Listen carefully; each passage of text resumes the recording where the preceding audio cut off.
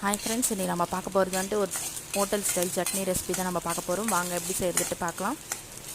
நம்ம வீடியோக்குள்ளே போகிறதுக்கு முன்னாடி நம்ம சேனலை சப்ஸ்கிரைப் பண்ணிக்கோங்க, பக்கத்தில் இருக்க பெல் ஐக்கனை கிளிக் பண்ணிக்கோங்க. அப்போ தான் நம்ம டெய்லி போடுற வீடியோஸ் உங்களுக்கு நோட்டிஃபிகேஷன் வந்து சேரும். ஸோ வாங்க வீடியோக்குள்ளே போகலாம். ஸ்டவ் ஆன் பண்ணிக்கோங்க, கடாய் வச்சுக்கோங்க, எண்ணெய் ஊற்றிக்கோங்க. எண்ணெய் சூடானதுக்கப்புறமா கடுகு போட்டுக்கோங்க. கடுகு பொரிஞ்சதுக்கப்புறமா உளுத்தம்பருப்பு 2 ஸ்பூன் உளுத்தம்பருப்பு ஆட் பண்ணிக்கோங்க. கலர் சேஞ்ச் ஆனதுக்கப்புறமா காஞ்ச மிளகா ஆட் பண்ணிக்கோங்க. பார்த்து காரம் பார்த்து ஆட் பண்ணிக்கோங்க. அப்புறம் ஒரு முழு பூண்டு, தோல் இருக்காத முழு பூண்டு எடுத்து பாதியாக கட் பண்ணி ஆட் பண்ணிக்கோங்க. அதுக்கப்புறம் 5 பெரிய சைஸ் வெங்காயம், 3 சின்ன சைஸ் தக்காளி அதே பொடிசாக கட் பண்ணி ஆட் பண்ணிக்கோங்க.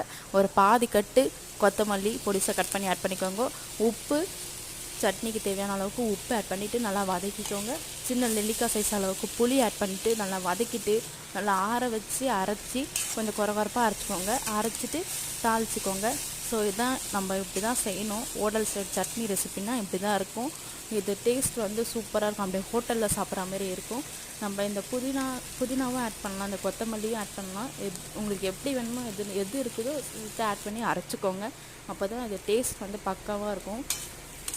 இல்லை ரெண்டுமே இருக்குது, புதினாவும் இருக்குது கொத்தமல்லியும் இருக்குதுன்னா ஆட் பண்ணிக்கோங்க. சூப்பராக இருக்கும் டேஸ்ட்டு. நீங்கள் எல்லோரும் ட்ரை பண்ணி பார்த்துட்டு எப்படி இருக்குன்னு சொல்லிட்டு எனக்கு கமெண்ட் பண்ணுங்கள். நம்ம சேனலை சப்ஸ்கிரைப் பண்ணிக்கோங்க, பக்கத்தில் இருக்க பெல் ஐக்கானை கிளிக் பண்ணி